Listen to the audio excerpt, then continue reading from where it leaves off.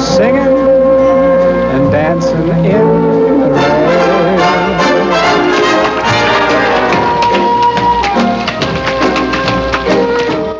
He makes it look so easy. He's the idol of many young people searching for an entertainment career. Choreographer, performer Gene Kelly is on the Iowa campus talking about what he knows best, singing and dancing. They're better trained, they do far better than we did at the same juncture in age, but the fact remains that to bring musicals back into great public favor, you need someone who could sing, dance, act, and do it on a very qualified basis. And what does Kelly think about the flood of new dance movies this year? But the pictures now are fairly cold. They have a coldness about them. There's not enough heart, and there's not enough joy to them. Kelly will be honored Saturday by the Iowa Band in a halftime salute.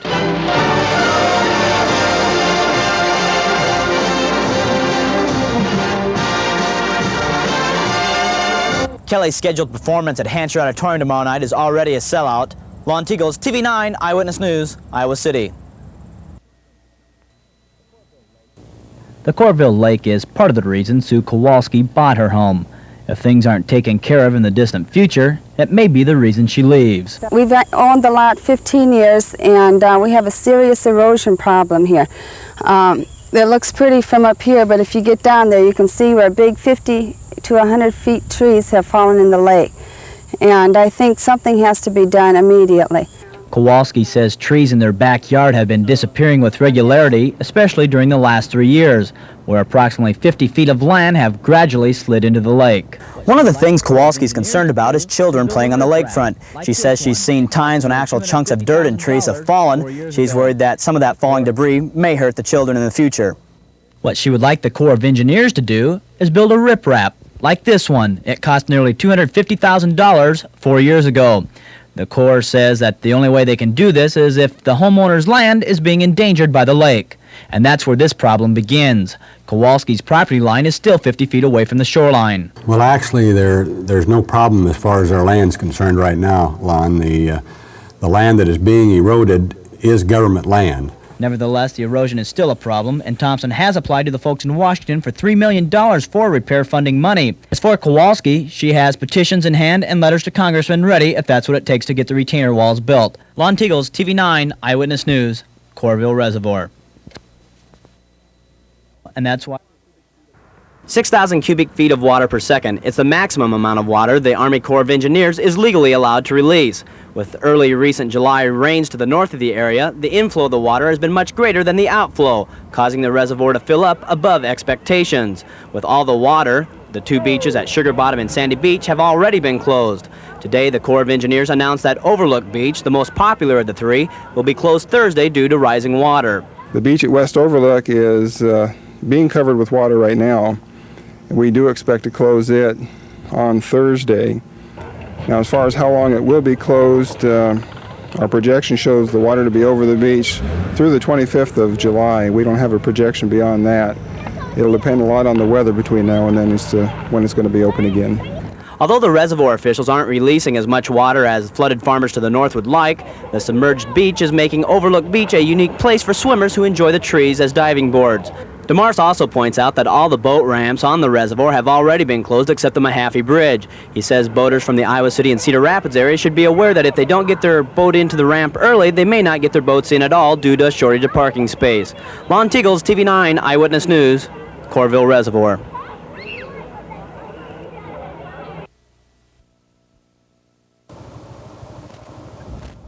Fighting the elements, that's what these detasselers near Washington did today as they waded their way through shoulder-high cornfields. The temperature at noon in Washington read 100 degrees. I was always told as an Iowa boy that hot weather was supposed to be good for corn, but as I find out, this hot weather may not be. That's because some of the farmers in southeast Iowa have had less than 1 inch of rain since early June. Well, it's going to really cut the yield. It's right now it's tasseling, shooting ears, and and pollinating. That's when we really need the rain. And we really need it now. If we don't get it in a week, we're in serious trouble. According to Extension Director Jim Freeze, corn that was planted early is doing okay, but the late season hybrids are in trouble. As we get these high temperatures along with the drought conditions, you see the rolling of the leaves that occurs, and this is a very critical time as the tassels are just emerging on these corn fields, and any severe stress can delay the emergence of the silks. Freeze says that good early season subsoil moistures have saved farmers in the area so far, but if the rains don't come soon, this season's crop could be destroyed. There are areas where the drought has already taken effect along with the high temperatures of the last week, and so starting in the southeastern part of our county and then further south, there are areas where there are rather severe stresses occurring. As for the Iowa soybean crops, things don't look quite as bleak since soybeans have a tendency to bounce back better. Lon Tegels, TV9 Eyewitness News, Washington County. Good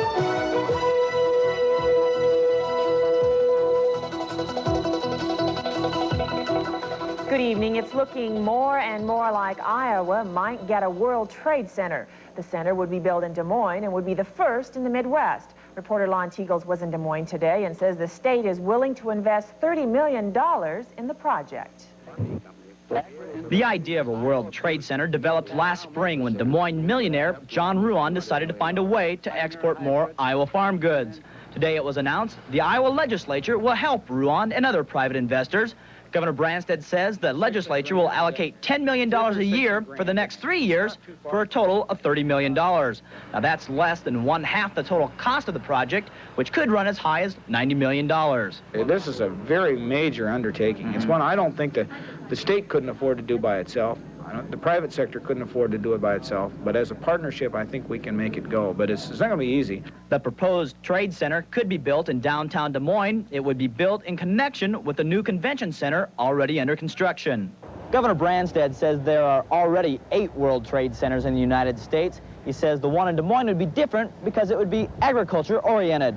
Today, Branstad joined Farm Bureau President Dean Kleckner at a 4-H noon luncheon. Kleckner says he's excited about the trade center. He says it could help the Iowa economy, especially the farmer. And there will be room for exhibits to exhibit Iowa-made products and Iowa-made manufactured goods here. It'll kind of be a shopping market for foreign buyers.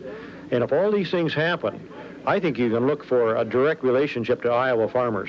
Branstad says there is no time deadline set on the trade center, but he did indicate Minneapolis is also interested in building a center, which could mean the race is on.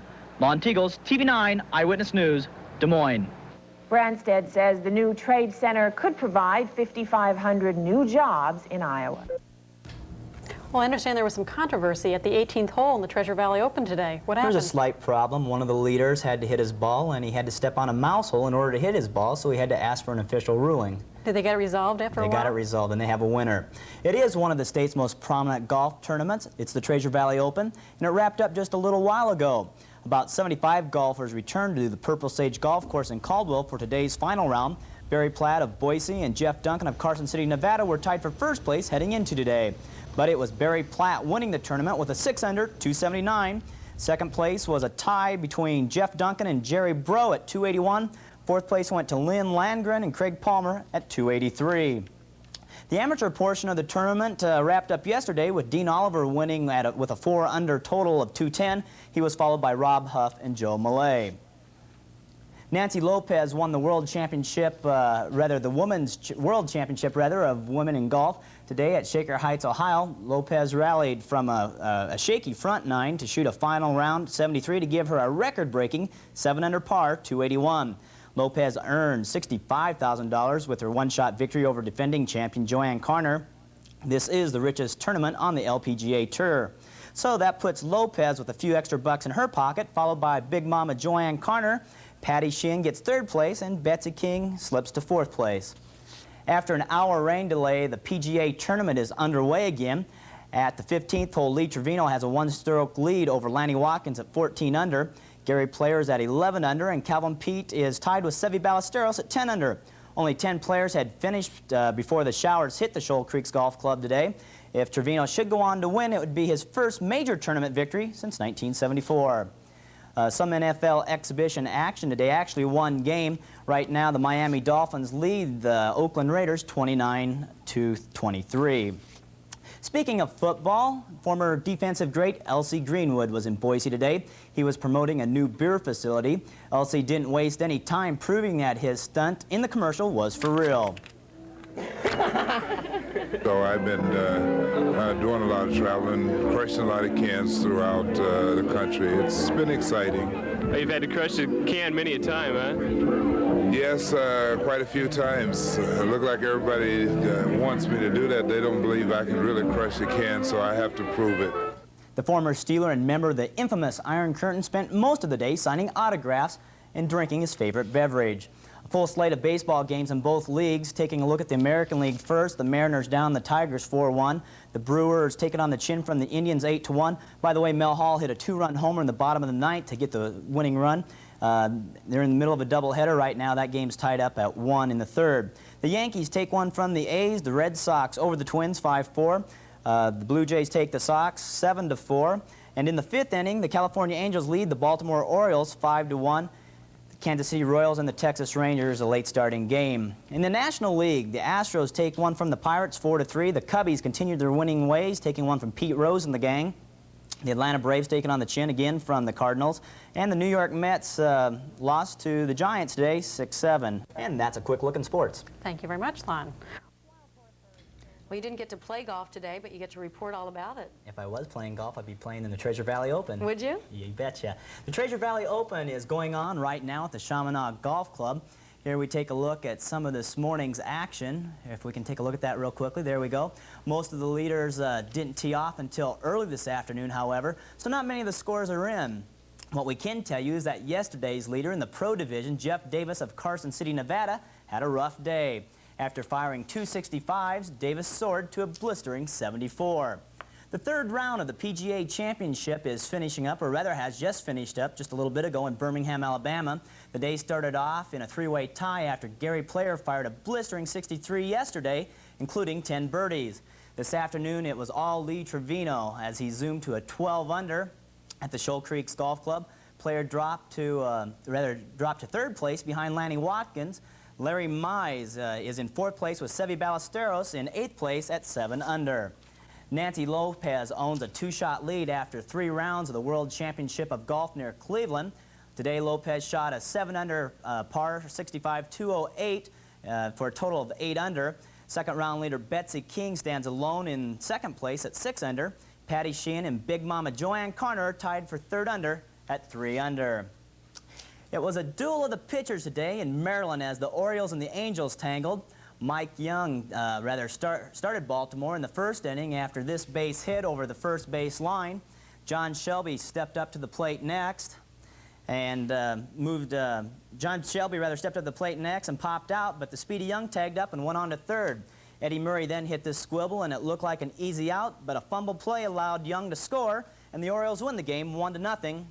Last year's MVP winner, Mike Boddicker, notched up his 15th win. In other American League games, the Minnesota Twins took care of the Sox 6-4 in the first game. In the 6th inning of the second game, the Twins also lead that one 3-0. And there's that California Angels-Baltimore Orioles score. The rest of the games in the American League are late starting. No scores in on those yet. In the National League, the Atlanta Braves took care of the Cardinals today 8-3, and the New York Mets take care of the San Francisco Giants, or rather are taking care of the San Francisco Giants in the 7th, 3-1. Again, the rest of the league's late starting. And speaking of the National League, Pete Rose will take the stage for Act 2 of his return to Cincinnati tonight. Rose made his debut as the Reds player-manager last night and promptly helped Cincy to a 6-4 victory. Pete Rose came home Friday night in Cincinnati. Pete Rose seems like he's been around forever. That's true. It really does. I don't know too much about him, though. He's an institution in baseball, believe me. Especially in Cincinnati, right? Well, the Olympics have been over for a week now, but the competitive spirit remains alive and well in Boise. Today, nearly 200 athletes representing 8 teams competed in the first battle of the corporate stars. Lon Tegels reports some of the events were somewhat non-traditional.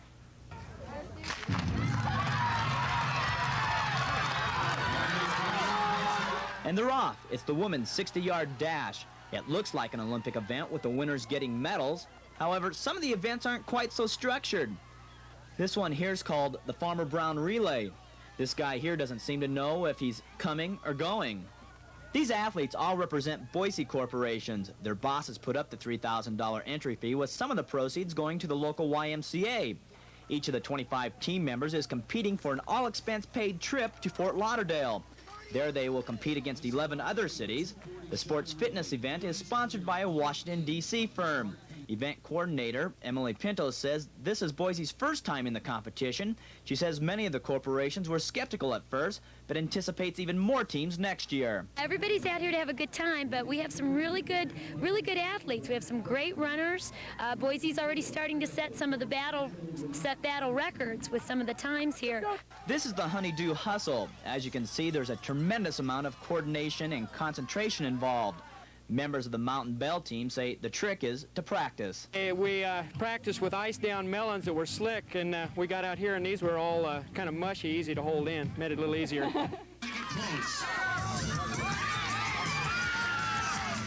There was one controversy at today's event. Some of the teams were upset that Boise Cascade flew in some of their team members from other cities. It seems like any athletic event wouldn't be complete these days without some kind of protest. Lon Tegels, Channel 2 News.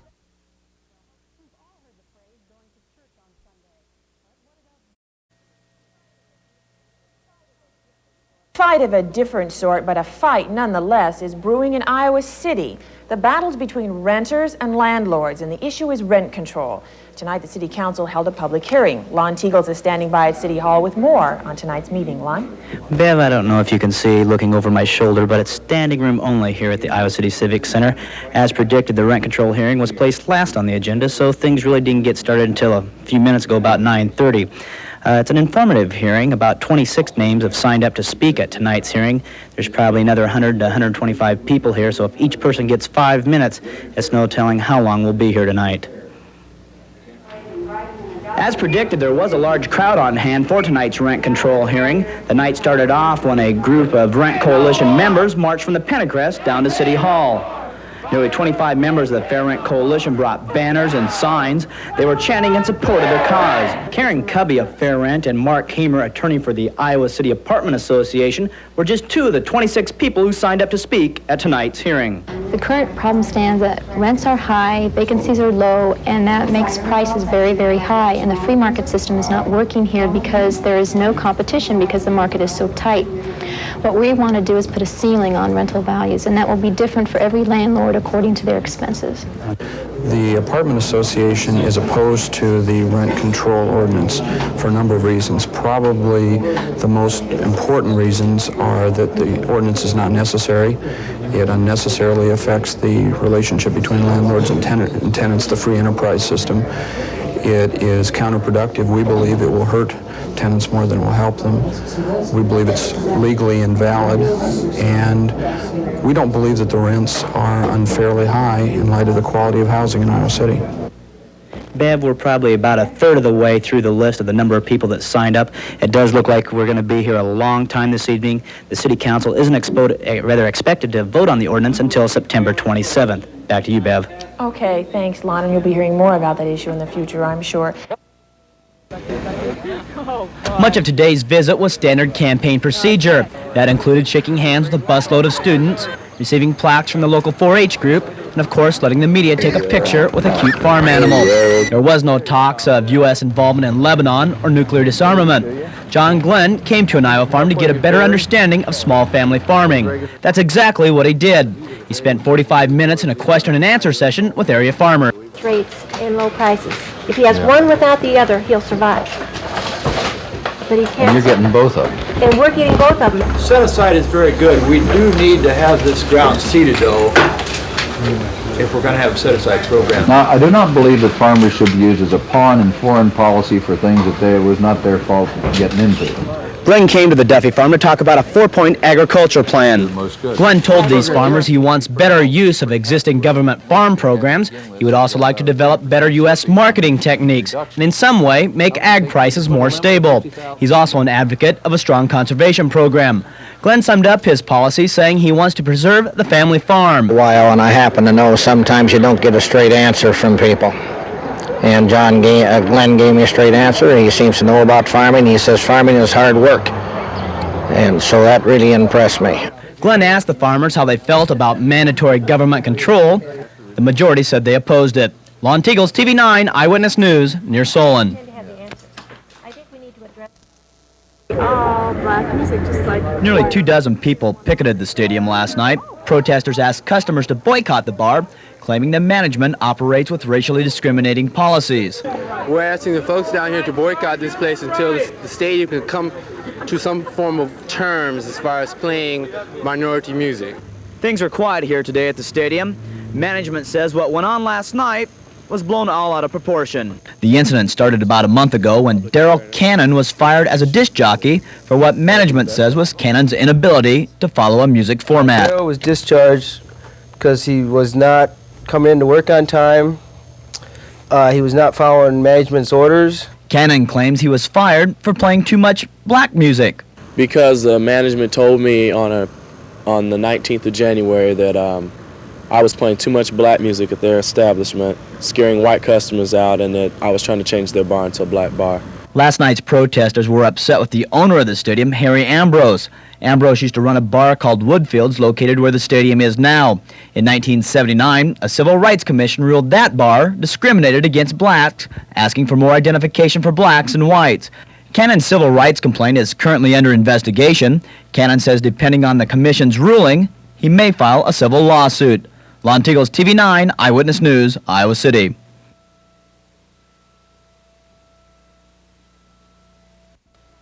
Oh, please do. Would you tell her Mondale called the headquarters? With only 3 days left until the Iowa caucuses, last-minute phone calls are being made to sway those undecided votes. It's also a time when the competition begins to stiffen, meaning anything to slow the front-runner becomes fair play.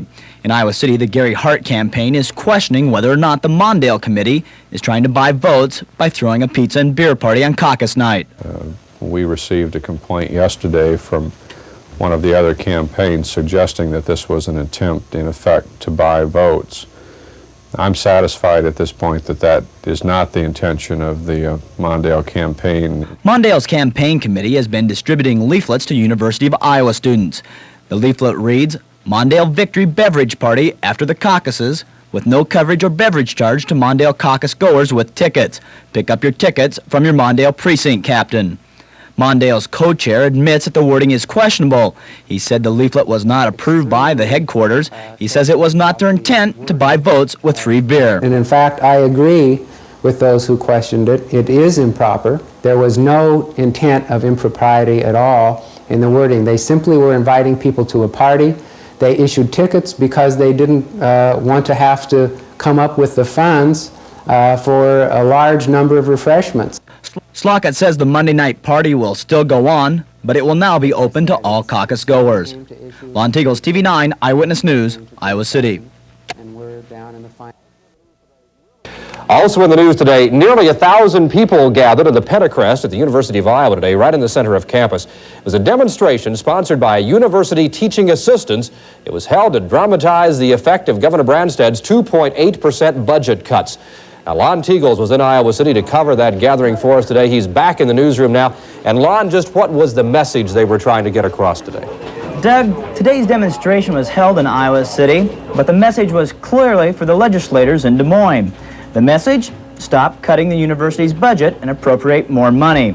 A half dozen speakers spoke at today's rally, the first being Vice President Richard Remington. He spoke in support of the teaching assistants' efforts. Remington told onlookers the university is losing its finest faculty to other universities.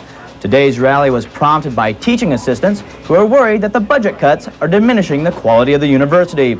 A number of teaching assistants canceled classes today. Instead, they picketed outside the English building and helped students write letters on the spot to their local legislators.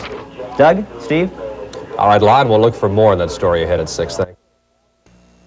More than 1,000 students and faculty members gathered on Central Campus at University of Iowa today to protest state education budget cuts. Now, the rally was sponsored by the university's teaching assistants. Lon Tegels was there, has this report. Today's mass demonstration may have been held in Iowa City, but the message was clearly intended for legislators in Des Moines. The message? Stop cutting the university budget and appropriate more money for the future. A half dozen people spoke at today's rally. The first, Vice President Richard Remington. He spoke in support of the TA's efforts. He told the partisan crowd the university cannot handle the latest round of budget cuts. Our basic courses in biology are using microscopes so old and so obsolete that we cannot get spare parts for them. He also told students that the latest round of cuts are making it impossible for the university to compete with salary offers from other universities. The word is that people should come to the University of Iowa and Iowa City to try to get our faculty members from us. But the time is right for that, and we're beginning to see the effect of that. The idea behind today's rally? Have students contact their legislators back home. The morning began with teaching assistants canceling their classes. Instead, they held an informational picket outside the doors. Inside, they encouraged passing students to write a letter to local legislators on the spot. University officials can't say when the legislature's final budget appropriations are due, but they said now is the time to take action, not after the decision has already been made. With photographer Irv Lieberman in Iowa City, I'm Lon Tegels. Some people like tinted windows on their cars. It allows them to see out and nobody to see in. But a new law went into effect recently requiring motorists to take off their tinted windows if the tint is too dark. A policeman has to be able to see inside your car from 25 feet away during daylight hours. Lon Tegels reports that not everyone with tinted windows has heard about the new law. She's real fine, my 409. Hot cars with big engines used to be cool. Sunglasses are cool. And the latest craze in what's cool? Dark tinted windshields. Cruising the Iowa City school parking lots, it wasn't hard to find a number of perfect examples. These are tinted windows, they're adhesive, and I put them on maybe 3 or 4 weeks ago. Well, they're tinted, and I kind of like that because all the privacy, nobody can see me at all. And officials say a new rule adopted this week will make enforcement of the law easier. That law states that at least 30% of the available light must be permitted to enter through the windshield during daylight hours. Our standard is if you cannot readily identify a person from a distance of 25 feet in normal daylight, then it's excessively dark. The reason for the law in the first place? Safety to both officers and the public. Some young lady could be being raped inside of a vehicle and you'd never be able to see anything going on. Knowing the dark windows are illegal, some students have already removed the problem. Others can't decide what to do. mostly just wait for the first warning, and then I'll probably start working on taking it off. Lon Tegels, TV9 Eyewitness News, Iowa City.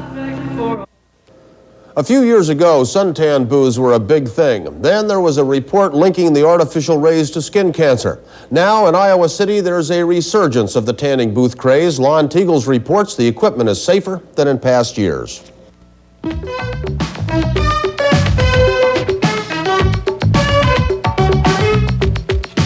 This is not some weird creature from outer space, but rather a young woman enjoying herself as her skin begins to bronze. It's the latest trend in this college town. Within the last 6 months, nearly a half a dozen tanning salons have opened their doors with students making up the biggest share of business. It's good to get a base tan. You're going to look healthier, feel better about yourself.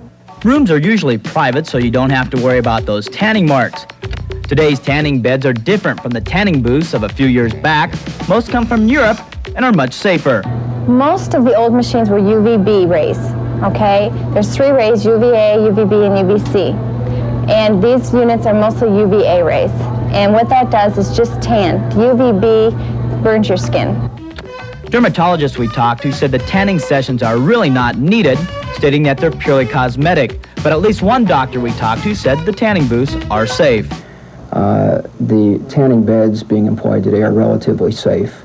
One thing that I do caution my patients about is that the type of darkening that occurs in the skin is not a very protective type. Tanning rates begin at $5 a session. However, most spas try and sell packages.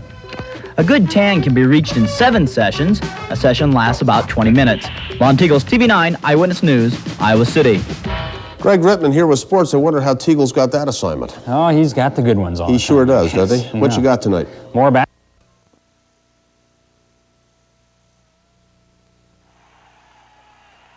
The new Hawkeye Carver Arena will have to wait for its first win. The Hawks were tripped up 61-59 by a surprising Michigan State team. Some feel the loss might be due in part to the awe caused by the $17.2 million new arena. The crowd seemed to be taken in by the place, leaving only remembrances of the old field house.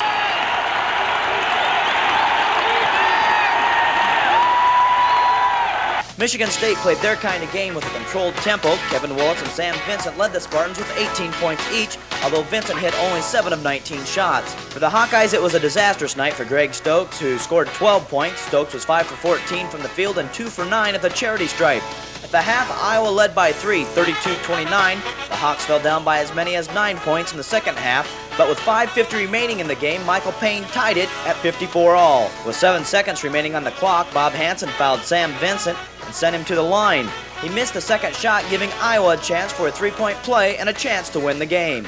It looked like Hansen had won the game with this swish, but an official said Carfino had stepped out of bounds on the pass play, allowing the Spartans to take home an upset victory in the Big Ten opener. For those who thought the 3-point play would be insignificant to coaching strategies, they were proved wrong in this game. Steve Carfino hit a couple of 3-pointers and Hansen won. Hansen led the Hawkeyes with 17 points. For Sports Scene 3, I'm Lon Tegels, Iowa City.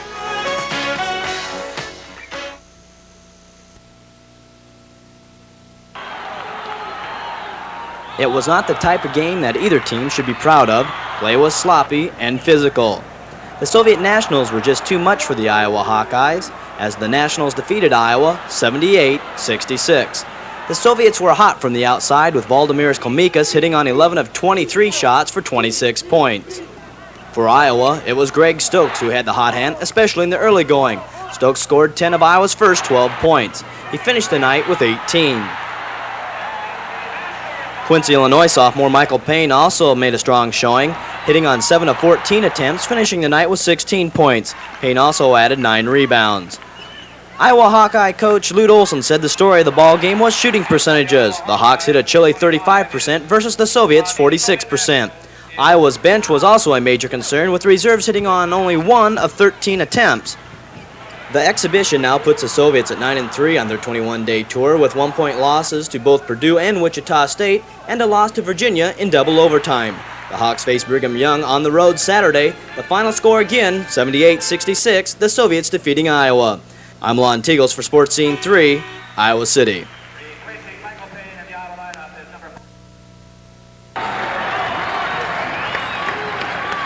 The Southern California Trojans tried to slow things down for the quick-paced Iowa Hawkeyes by using a slow-tempo offense. It didn't work, though, as the Hawkeye defense was just too persistent in not letting the Trojans take the high-percentage shot.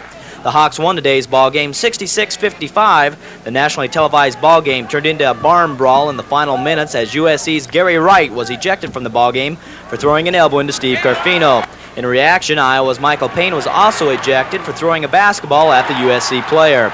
Lute Olson said after the ballgame that he will study game films, and if all the cheap shots were thrown that his players claim, he will take appropriate action. A balanced offense paced Iowa, with Payne and Gannon each hitting 16 points, followed by Hansen with 14 points and 7 rebounds. Mark Gannon chipped in 10 points. Point guard Steve Garfino had only 4 points, but led his teammates down the court with no turnovers. Iowa led the game all the way and took a 30-21 halftime lead. USC closed the gap to within 5, but couldn't control Iowa as they stretched their lead to 15.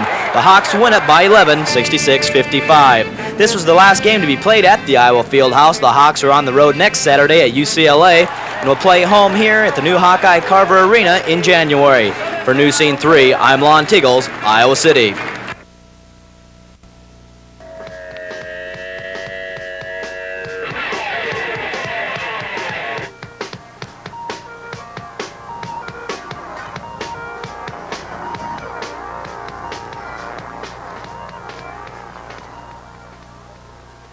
They don't look like the scary robots of past science fiction stories. They are computerized machines that are taking many unwanted and unsafe jobs. Robots are the direct result of today's modern high technology. Thousands of robots are already being used across the country, especially in Detroit's automotive plants. Robotics and other types of high technology is also expected to have a direct impact on Iowa's manufacturers. The Maytag company of Newton has already started using robots to spray sound-deadening asphalt on the tubs of their dishwashers. Here at John Deere & Company, they've also started using robots. Well, robotics happens to be close to home because we were able to install and use successfully a couple of robots at the factory. One is located in the paint booth pit, where it sprays the undersides of 25 different products. Another robot arc welds feed rollers for forage harvesters. Deere used to buy the rollers from a supplier. Now the robot makes the rollers for a cheaper cost. Deere plant manager Robert Meyer says industry will have to purchase robots and utilize high technology machinery if they are to remain competitive. the competition that we have from both the Japanese companies and from firms in Europe preclude the use of robotics. A robot is just similar or identical to another machine tool, so if it is more economical to do a particular job with a robot or a series of robots, then that's the way a financial decision would be made. Tonight at 10 o'clock, we'll take a look at how man and robot work together side by side. With News Scene Regional coverage in Ottumwa, I'm Lon Tegels.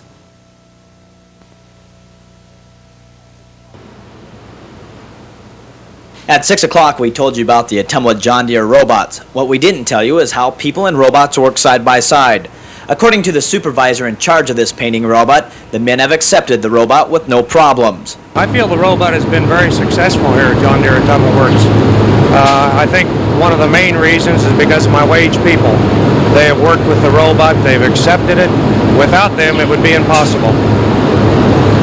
Safety aspects of this robot, what are they? Well, as you can see, a painter normally would be under there painting where the robot is painting now.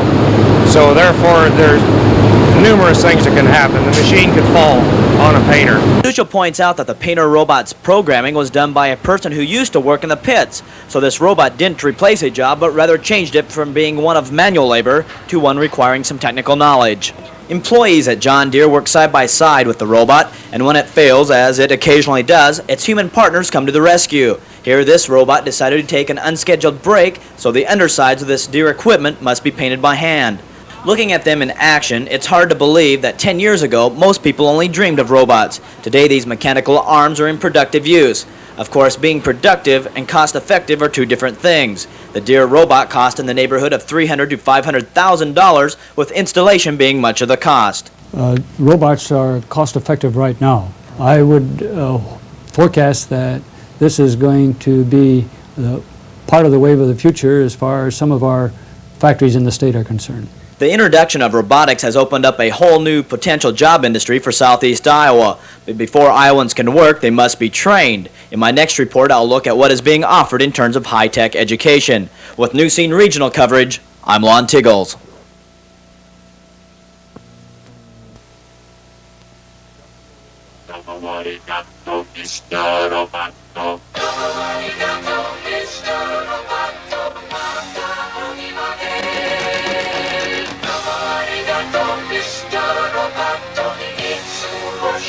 It's estimated that there are 25,000 robots already at work in this country. These robots are priced from $20,000 to $500,000, so it's understandable why companies don't want just any employee to operate their expensive equipment. Many firms are requiring employees to have post-high school educations. Plant manager of Ottumwa John Deere says their company provides on-the-job training.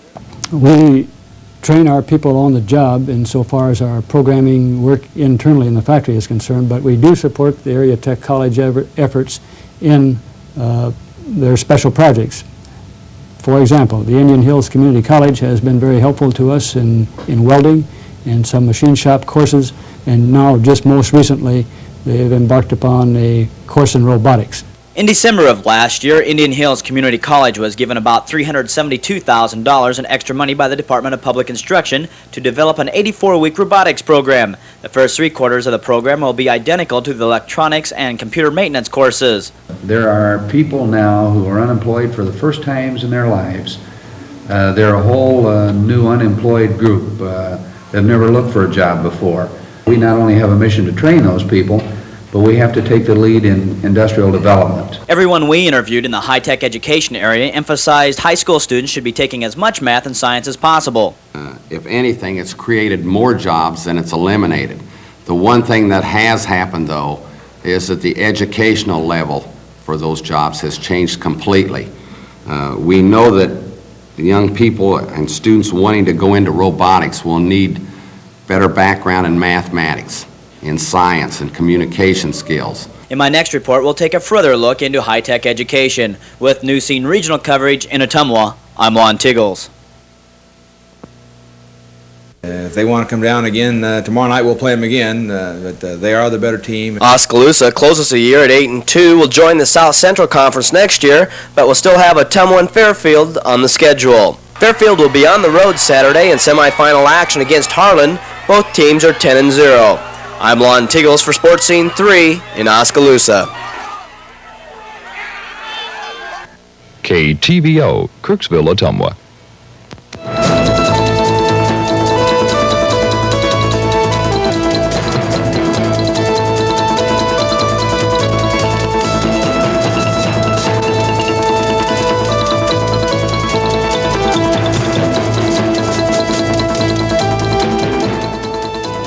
Good evening, I'm Marlene Spees. Topping our news, the Wapello County District Court jury deliberating in the Delbert Wilkins first-degree murder trial has apparently recessed for the night.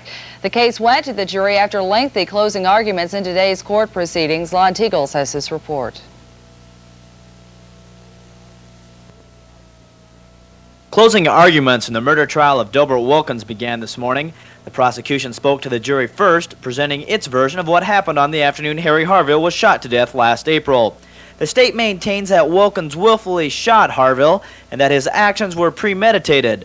Prosecution attorney Tom Kente says he did not call Pete Sainer to the stand, who was at the bar at the time of the shooting, because he was intoxicated when the shots were fired. The prosecution says that Wilkins could have turned around and walked out the door. Kente used a number of examples of people who had experienced run-ins with Harville but had chosen to walk away instead of fighting. He purchased this gun that day. And apparently, according to the testimony of Dan Payne, nobody was going to mess with him anymore. He'd been drinking pretty much most of the day. He'd gotten into the argument with Dan Payne at the poorhouse,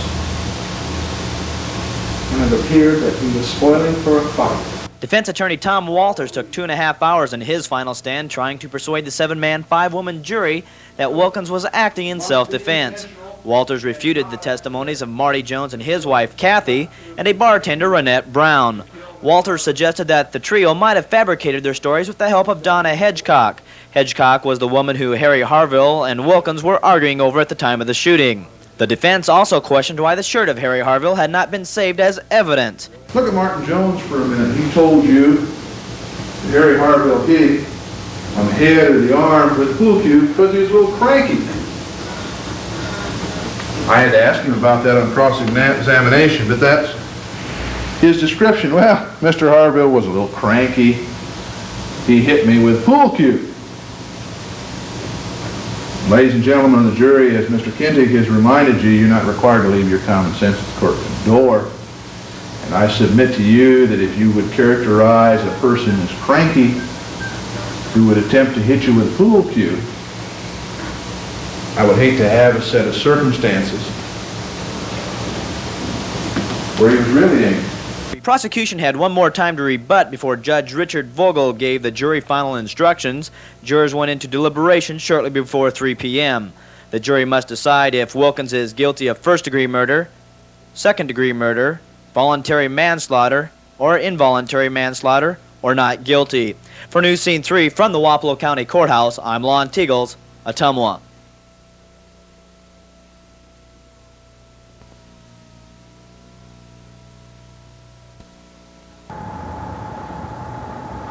Ottumwa's top law enforcement official has been arrested and charged with driving while intoxicated. Ottumwa police arrested Police Chief Philip Gates shortly after 3 a.m. at the intersections of Highway 63 and 34.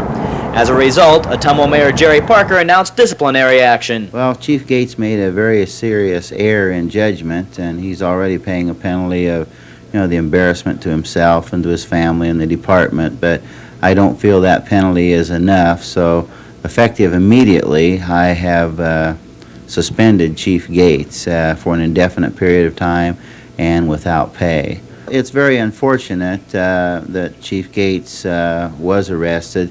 I think you have to review a man's full record, and he has about a 23-year record on the Ottumwa Police Department, and it's unblemished. And I think you have to take those kind of things into consideration. However, we must remember that the Public Safety Department is different than most departments.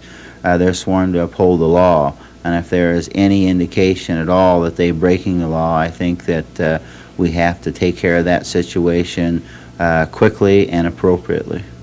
Parker added this may not be the only disciplinary action Gates will have to face. He says a decision will be made within the next couple of days on how long Gates' suspension will be.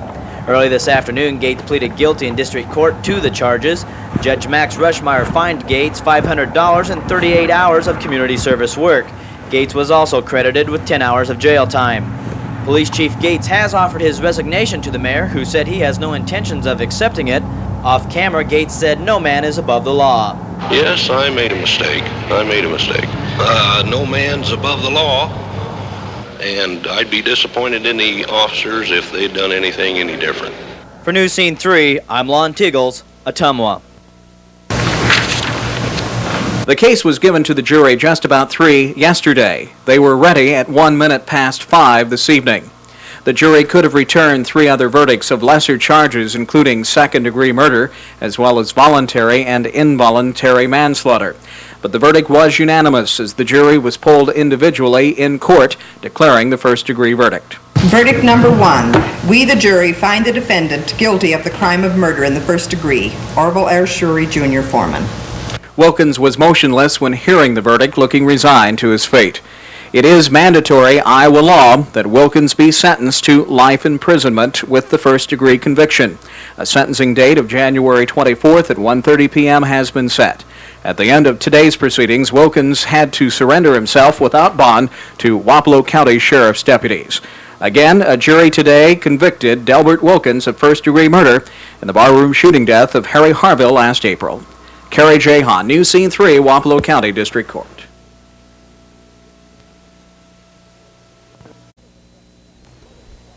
There is some other construction in Iowa City on the south side of town that is raising some questions and some controversy. In particular, it's an apartment complex near the airport, near an airport runway. Here's Iowa City Bureau Chief Lon Tegels. This is an airplane taking off at the Iowa City airport. If there was an emergency, the plane would need some space at the end of the runway for bailout. The FAA calls it a clear zone. The story begins here with this building. It's located near the end of the runway. The Iowa City Council okayed its construction plans even though they knew the building was in the clear zone. The council couldn't stop the building because it met all the requirements of the city's current zoning code.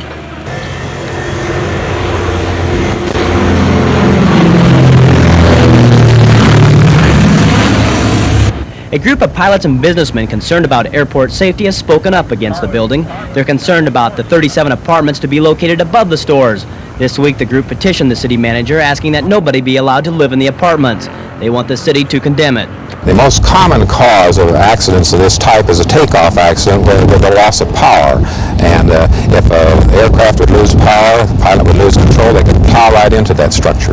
The owner of the development is Ken Ranshaw. He was at the airport today trying to work the situation out. He says he was unaware of the problem to begin with. Now he's caught in the middle. The city council has expressed interest in buying the building at one time. They have. And I was wondering if any talks have been going on or if you're considering selling the building. I'm available for anything to get along to help the city out. The FAA has already expressed their concerns on the construction project. They've told the city council they'll withhold nearly $300,000 worth of airport improvement funds and nearly $7 million within the next decade. Lon Tegels, TV 9, Eyewitness News, Iowa City.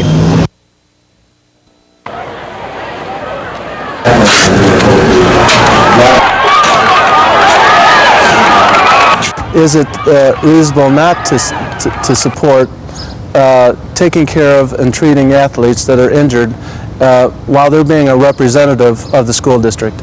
Should the local high school provide medical care to their athletes? A group of Iowa City doctors think so and is asking the school board to hire a teacher/athletic trainer. Ken Printon is a surgeon who has served as a volunteer team doctor at the Iowa City home football games. He says he recognizes a need for an athletic trainer in Iowa City.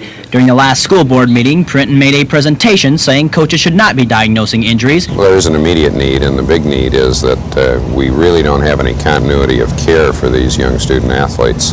We see them from a football standpoint, we see them only on Friday nights. Since the school board just saw the presentation made last week, they haven't had time to make any decisions on the request. Maybe referred to the Health Services Advisory Committee and asking them to give us their own analysis. At this point, we've just received the information from the doctors and the trainers, and they've identified a need, and we need to figure out how we can address that need.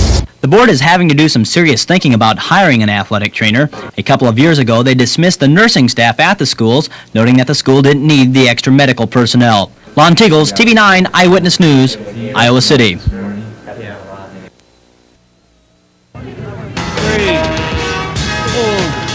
25. You've seen this story before, training for the big event. I spent all of 20 minutes getting into shape to throw what else? Cow chips. It's part of a sanctioned Iowa cow chip throw held in Keota, a small town south of Iowa City. The event starts off with manure shipped in from Oklahoma. It's thrown out onto a flatbed trailer where people fight for the chips, kind of like ripe fruit in a grocery store. What makes a good tossing chip? I don't know. This is an event for a number of age groups ranging from the seniors to the minors. The oldest competitor was John Smith at 97 years old. What's the best method to throw a cow chip? The answer's varied. We've had throw them like a frisbee, throw them like a softball. Like you used to do when you were a kid, skipping rocks across the water. You have to kind of sidearm and come from underneath and hope to get it up in the air and let the currents take it and carry it as far as it can. Nearly 150 people entered the contest, with the winning tosses ranging anywhere from 60 to 115 feet. The longer tosses, of course, got help from the wind. There was one complaint filed about this year's cow chip throw. Miss Piggy made an appearance requesting that pig chips be tossed next year. The nice part about this contest is that the cow chip throwing committee provides the water and paper towels to wash your hands. Lon Tegels, TV9, Good one, Jack. Keota. What better way could there be to begin or end each day than to hop into an isolation tank for a 30-minute float? Kay Pitts of Iowa City uses her tank before work each morning to help relax her mind. The tank actually suspends the body in 10 inches of 96-degree salt water. The water density is controlled by mixing in 800 pounds of Epsom salts. The tank takes up almost a full basement bedroom. The indoor-like swimming pool uses a chlorinator system and filters water each time a different person floats. I have a variety of people that come and float. Had clinical psychologists, a lot of people in the counseling field who experience a fair amount of stress and burnout just in their work.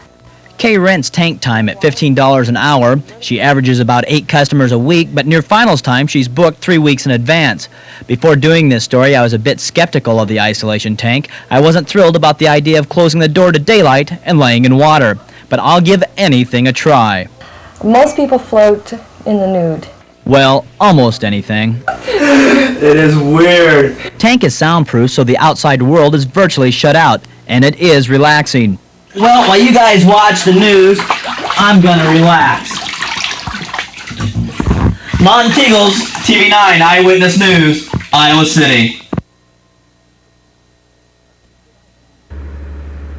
Despite being petitioned by 32 power plant employees, the University of Iowa will award a $4 million coal contract to an Iowa corporation in Centerville.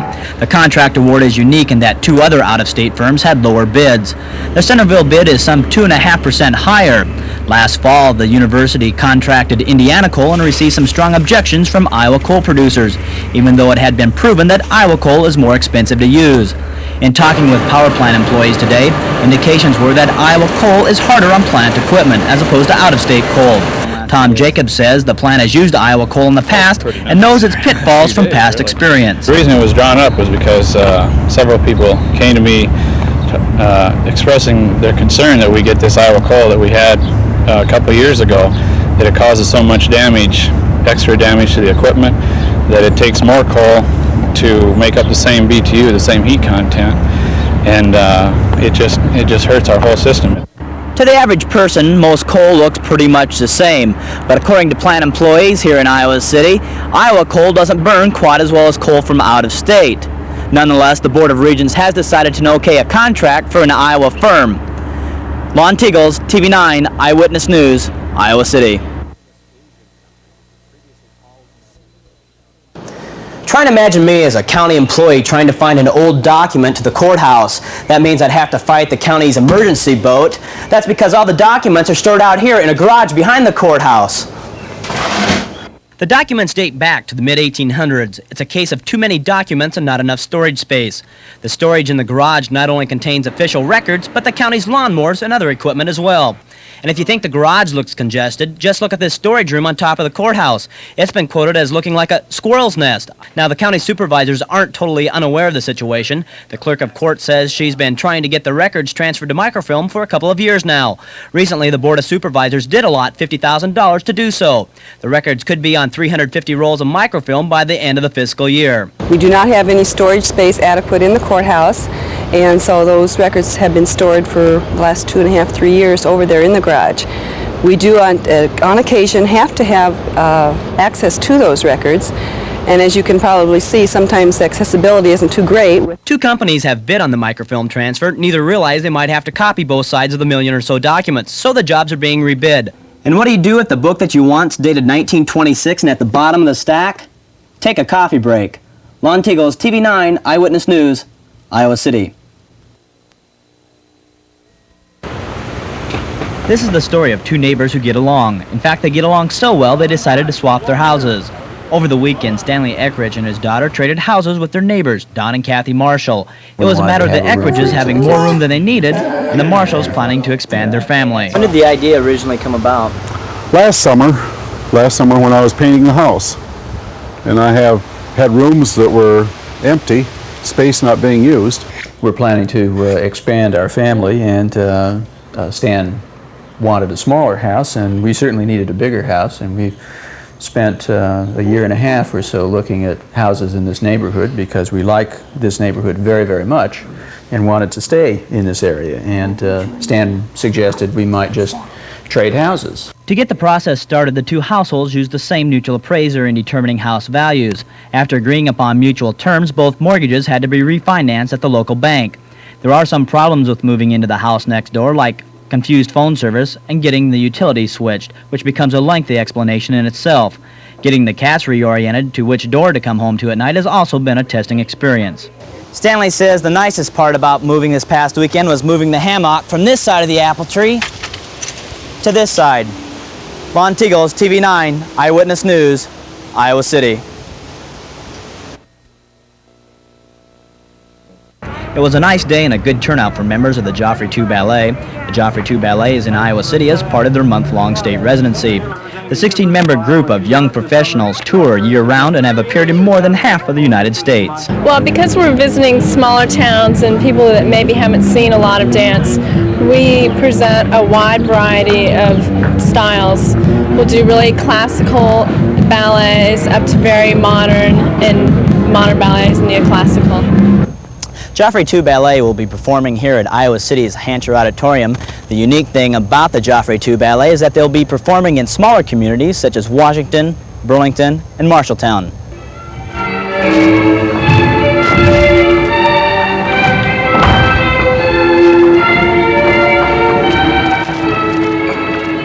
This is the second year and consecutive summer Joffrey 2 has been in residency at the University of Iowa. The dance troupe performed for more than 9,000 Iowans last year. Elizabeth is one of last year's 5 returning members of the troupe, and at 18 years old, she says she's been performing for 6 years. She's excited about being back in Iowa City. Hancher is just beautiful. It is one of the most gorgeous theaters we've worked in, I would say. It's really nice to work in. Lon Tegels, TV9, Eyewitness News, Iowa City. This little guy could be running with the big guys in the not-too-distant future. That's because Governor Branstad signed into law today a bill that allows betting on horses and dogs. Legislation requires a 5-member commission to make such decisions on where the tracks are located. One person elated with the governor's decision to sign the pony bill is a Solon dentist who is coordinating efforts to build a horse racing track near Cedar Rapids. Well, what we would like to do is to build a major league type of a racetrack in the Cedar Rapids area. Track that would cost approximately $45 million. Track that would also employ about 2,000 people. Crossley says the track will be funded by both private and corporate investors, but before any track ground can be broken, both legislators and the County Board of Supervisors will have to decide what to do with current zoning restrictions. That meaning that prime farmland is not supposed to be used for such purposes. They'll just have to determine exactly what constitutes prime farmland based on the corn suitability ratio, and then from that they'll determine as to the legality of the zoning. Dr. Crossley predicts it'll be spring of 1985 before a racetrack can be completed and horse racing actually begins. Lon Tegels, TV 9 Eyewitness News, Solon. The University of Iowa has made what looks to be a $10,000 error. Part of the Hawkeye Carver Arena project will have to be redone, and that could cost taxpayers. Lon Tegels is here to explain. Lon? Bev, part of the overall arena project is a new recreation field, including some softball fields, and that's where someone blew it. What used to be part of the lower 9 of the Finkbein Golf Course is now 3 softball diamonds. 2 of those are for intramural use, the other one for the women's varsity softball team. The problem begins here with these 2 intramural fields. When the contractors built the field, they measured from the back of the fence to the warning track. What they should have done is measured from the back of home plate to the fence. The solution to the problem is a simple one. Simply move the warning track and the fence back. More specifically, the foul lines of the intramural field measures 275 feet, which is okay. But the center field arc is only 263 feet, 12 feet too short to hold any sanctioned softball tournaments. And that's precisely why these fields are going up in the first place. As far as the women's field is concerned, it's also about 10 feet short of what was originally planned. But U of I officials say the field is longer than the 200 feet requirement, so the fences won't be moved. Who is to blame? Vice President of Finance says the university may be to blame. The arena project manager says the blame will possibly come back to him. As far as who will pay, 3 university offices, 2 engineering firms, and a load of subcontractors are involved in the project. At this point, no one is sure who will pay. But top U of I officials say they wouldn't be surprised if they get stuck with the bill. Lon, what kind of money are we talking about to move the fence? Well, Bev, it depends who you talk to about the project, but one source said it could cost as much as $4,000. Another source says it could cost as much as $10,000. We'll hope it's the first. Okay, thanks, Lon. Much of today's visit was standard campaign procedure. That included shaking hands with a busload of students, receiving plaques from the local 4-H group, and of course letting the media take a picture with a cute farm animal. There was no talks of U.S. involvement in Lebanon or nuclear disarmament. John Glenn came to an Iowa farm to get a better understanding of small family farming. That's exactly what he did. He spent 45 minutes in a question and answer session with area farmers. Rates and low prices. If he has one without the other, he'll survive. But he can't. And you're getting both of them. And we're getting both of them. Set aside is very good. We do need to have this ground seeded, though, if we're going to have a set-aside program. Now, I do not believe that farmers should be used as a pawn in foreign policy for things that it was not their fault getting into. Glenn came to the Duffy farm to talk about a 4-point agriculture plan. Glenn told these farmers he wants better use of existing government farm programs. He would also like to develop better U.S. marketing techniques and in some way make ag prices more stable. He's also an advocate of a strong conservation program. Glenn summed up his policy saying he wants to preserve the family farm. While, and I happen to know sometimes you don't get a straight answer from people. And Glenn gave me a straight answer. He seems to know about farming. He says farming is hard work. And so that really impressed me. Glenn asked the farmers how they felt about mandatory government control. The majority said they opposed it. Lon Tegels, TV 9 Eyewitness News, near Solon.